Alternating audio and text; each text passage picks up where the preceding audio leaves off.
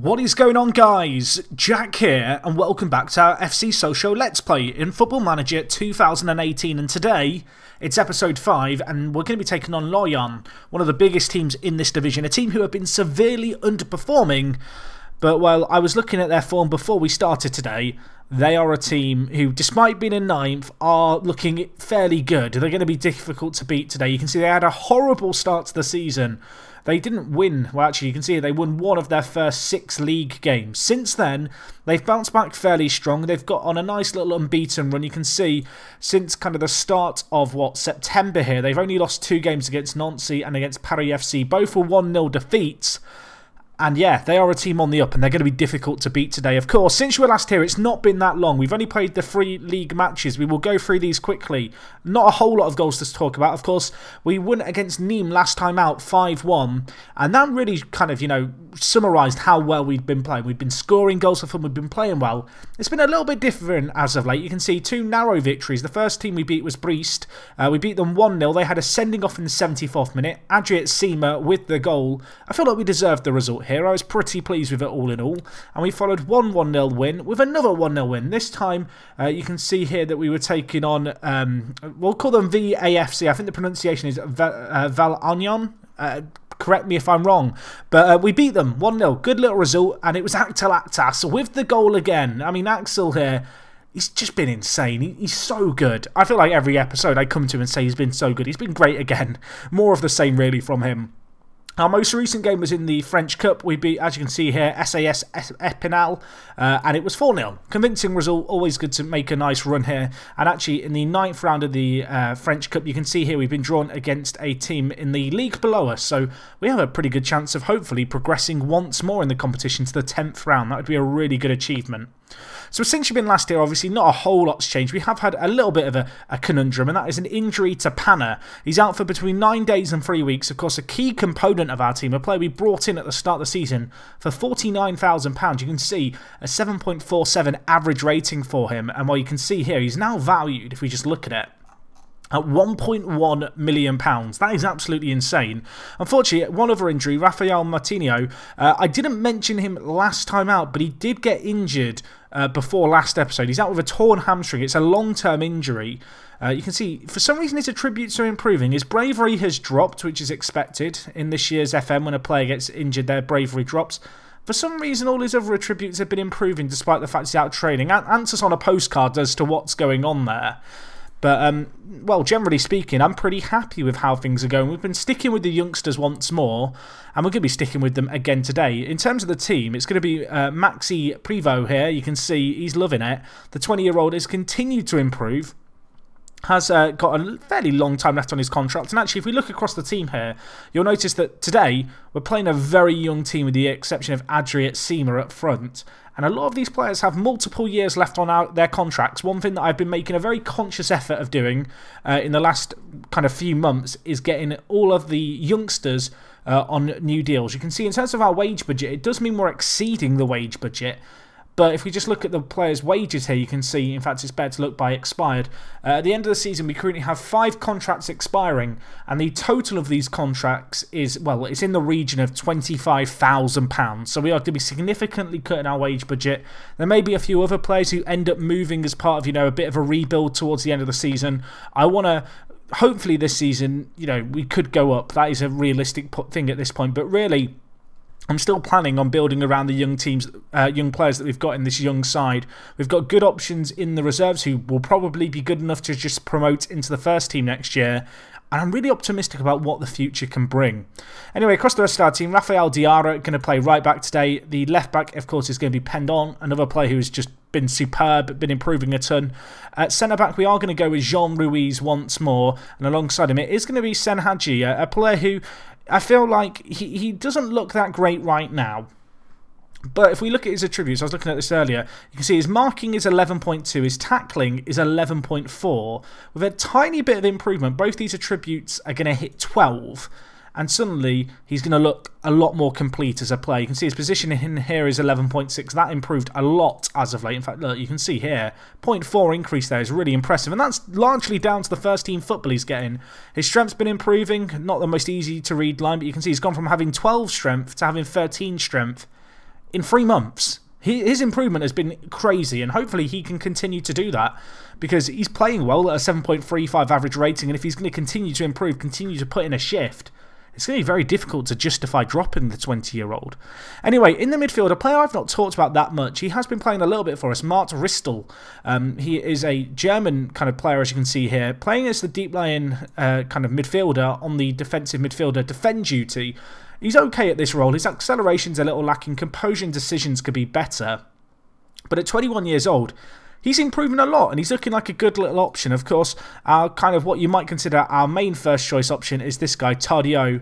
But if we just kind of compare him quickly to Mart, you can see there's really not a massive difference in the players. Mart maybe is slightly edged out in a few technicals and the mentals as a whole, but he's 21 years old, and well, with Tardieu on a fairly big wage, granted he has got 1 extra year on his contract, he's got a year and a half. I feel like Ristel maybe is the solution to that problem, and maybe we'll end up replacing him, and it might open up the opportunity to let Tardieu go at the end of the year. I know that's not necessarily going to be the most popular decision, given especially the fact that, as you can see here, he's been at FCSM for a while. But here at Sochaux, I need to get the balance right, don't get me wrong. I need to make sure I don't let go of all these senior players at once. But if there are players eating big parts of our wage budget, like Tardieu, who just aren't playing that much, and we can get a few £1 million for them, it's probably going to be worth it long term to kind of pave the way for other players to get opportunities. Anyway, the rest of the midfield, Jean-Do Fuchs is going to be playing the kind of Mazzala role for us today. You can see he's pretty well suited to this role at this point. Still is finishing lacking, but he has improved a lot this year, and he's looking really good, the 20-year-old. Of course, played fairly frequently at right back this year. Today, he's going to be playing his slightly more favoured centre mid position. We have Quitongo playing as well. He's been improving. His first touch has gone up to 10, which suddenly looks really good compared to what it once was. Still hoping he can improve as a whole. It must be said, he's not improved quite as much as I would have liked to have seen in his first kind of few months here, but it's still early days for the youngster. 3 goals and 3 assists, not too bad of a contribution in the first team. Actas, we talked about him, we don't need to talk about him. He's insane. He is the player to build around. Trincao is also playing superbly, the Portuguese player. You can see here, just so well suited to the winger role. If only his determination was just a little bit better. It's at 9.4, so it's really not that far off reaching 10. Which would help, but, well, at 17 years old, almost 18 actually to be fair, it's his birthday later on this month, we'll make sure we have a party for him. He just looks like a great winger, and a 6.97 average rating isn't out of this world by any means, but it makes it difficult to justify dropping him considering the development he has had playing in the first team. Of course, up front we are going to go with Adriat Seema. On the bench we've got options. Robinet is here. He did get a hat-trick in the cup game that we just played, so that was good for him, although it was against very weak opposition. Got a few other options on the bench. Jabot is here. Yeah, there's options if we want to change things up, but I feel like at this point you guys are largely familiar with just the youngsters making up the bulk of the first team, and they've been putting in shifts. It's going to be difficult today. You know, Lorient are a good team. They are the team that you would expect to win this division normally. They've had a very rough start to the season, but we cannot take anything for granted. They are going to be good today, and it's going to be a challenge to beat them. But we will see how we get on. We should be winning this comfortably. I know that's big words to be saying to our team. Fuchs is going to take the captain's armband due to all the rotation. So an exciting day for him, of course, at 20 years old, to be leading out the club that he was developed at. That's got to be an exciting kind of prospect. And, well, we kick things off here away from home. We've been in fine form as of late. We've had a few testing games. Nîmes last episode, the 5-1 win was great. This is the kind of game which is going to really, for me, judge whether or not we are genuine kind of promotion contenders. If we can get a win here against Lorient, I know they're not playing that great in terms of their league position, but their squad is superb. They have the potential to do damage against us. If we can beat them today, I think we're real contenders. On the flip side, if we lose today, I'm not going to get too hyperbolic in my reaction. I'm not going to go too crazy about it all. I'm going to look at this and think, well, it's a tricky game. We still have a little bit of a cushion, you know, in the promotion spots at the top of the table. Let's hope that they don't catch us anymore. But anyway, half an hour gone. Not really a classic, it would have to be said. We have yet to have a shot on target after half an hour. Granted, they've only had 1 shot on target, so it's not like they've been setting the world alight, although they do have a set piece here. Quitongo heads it away.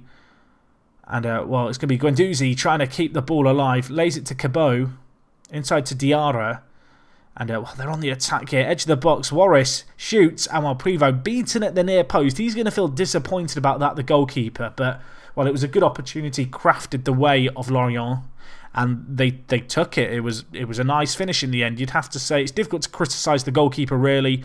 I'm not sure who the centre-back here is who loses his man. It is Senhaji, who just daydreams just a little bit. The attacker gets on his shoulders and tucks the ball away nicely, and perhaps that is a little bit of that young naivety from Senhaji, just to lose his man there. That lapse of concentration just for a second has cost us dearly, and we have looked very poor in this game. Lorient looking like the better side.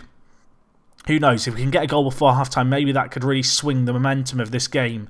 We need to make sure we don't concede for certain. And well, Actas here, we're still trying to get that first shot away. Adriat Sima dispossessed, now trying to put some pressure on the defence, but well, Lorient get the ball away, only as far as Diarra. I mean, they are messing around with it at the back here. This is where I fancy us to force an error. Unfortunately, it's not going to happen here, and well, they have the ball and they're bringing it forward, and we need to, well, we have got men behind the ball. You can see we do have that drop deeper instruction on. We've closed down more. We get a lot of men behind the ball. We often limit teams to long shots, and well, we didn't limit them to a long shot there, and they almost scored. Lorient hitting the woodwork there. I feel like at half time we've got to get a little bit shouty.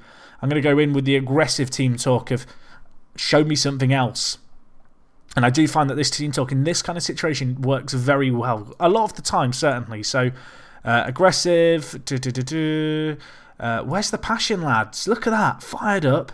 Senhaji looking nervous. I don't like that. Gibaud, get on the pitch. Like, I love you, Senhaji. You've been doing great for us. But if you're looking nervous and you're not playing well, I'm dropping you. I can't have that kind of liability in the defensive, especially in this kind of game where Lorient have been boxing us in. They have been applying pressure on our defence, and we need to remain kind of upbeat and alert. And well, maybe Gibaud's addition to the team in that centre-back position, just a bit more of a senior player, will just help us settle in the second half.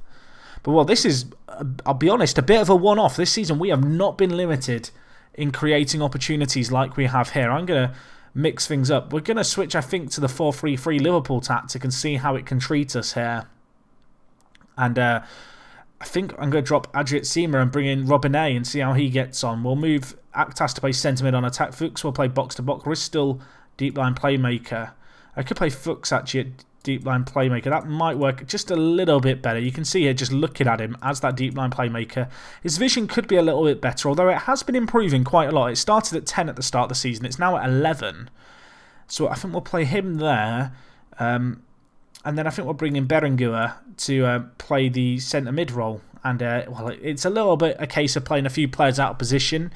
We are certainly lacking a little bit of that kind of centre mid on attack on the bench. Now, Martinho would normally offer that, but of course he's out injured. And with Panner out injured as well, the more offensive centre mid options are quite limited in our squad. Those two players would certainly provide the depth there alongside the players we've currently got in the team. But with their injuries, it's perhaps the one area of the pitch where you'd say we don't have kind of a fourth choice naturally. So we'll go with this. We'll see how it works for us. There's still 18 minutes left in the game. And while Robinet on off the bench, could he score? Not with long shots like that, he won't. That is flown high, wide and handsome. Or not at all handsome. It wasn't a handsome effort, is what I'm trying to say. It was poor. Long ball up here to Warris. Can we defend here? Gibaud on off the bench was, well, covering the run. In the end, it was Ruiz with one hell of a tackle and a questionable clearance, giving the ball straight back to Lorient. But, well, we'll see what we can do with it here as they are still using that 4-4-2. Apparently 4-4-2 is our kryptonite as Cabot brings the ball forward down the right-hand side. That tackle is absolutely awful. And I'm not sure who put it in, but they deserve to be criticised. We just about get it away. Not entirely convincing. 15 minutes left in this game. We do still have one sub to be made if we want to. There is certainly a temptation to make it. But let's see what we can do. Maybe we can create something still with what's left of this game. We're still yet to have a shot on target. It's not ideal. I think we've been a little better since we changed system, but it's been largely underwhelming. And I said we had one sub left. That's a lie.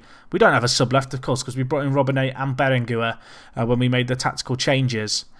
And, well, I mean, it's been a hard-fought result. We've defended okay in the sense they've only had 3 shots on target, but we're yet to create anything ourselves. Although it's late on here, could we get a late equaliser? Is there a dream there? I mean, they're now looking to hit us on the counter as we commit men forward.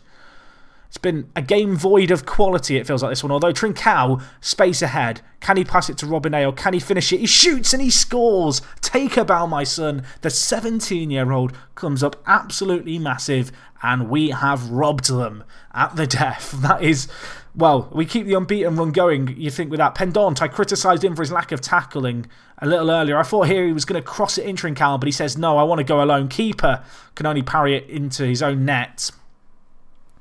And it's 1-1. First shot on target, we'll take it. It's a good goal, I guess, in the context of the game.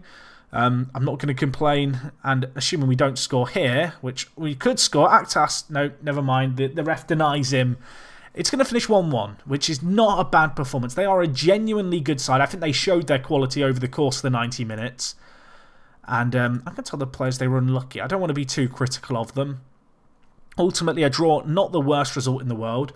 You can see Lens are 4 points behind us, but do have a game in hand. We have got a 5-point run over Runes, which is pretty nice as a cushion going into the halfway stage in the season. We're 1 game off being halfway. And we have got Lens coming up, actually, so that'll be a really interesting game to do next episode. You can see, in terms of fixtures coming up, it's not that far away, really. It's going to be mid-January, which if we look here, there's only 3 games between then and now. We've got quite a nice little spaced out set of fixtures. Hopefully we can capitalise on a bit of a rest, get a few of our players who are injured back and ready and raring to go. And well, hopefully I'll see you guys for that Lens game. It's going to be a big one. 2nd v 1st. It's back on the 16th of January. And well, yeah, hopefully I see you guys for it. If you have enjoyed today's episode, please do leave a like on the video. If you've got any comments, leave them down below. And other than that, it's me, Jack. And I'll talk to you guys in a bit. I'm out.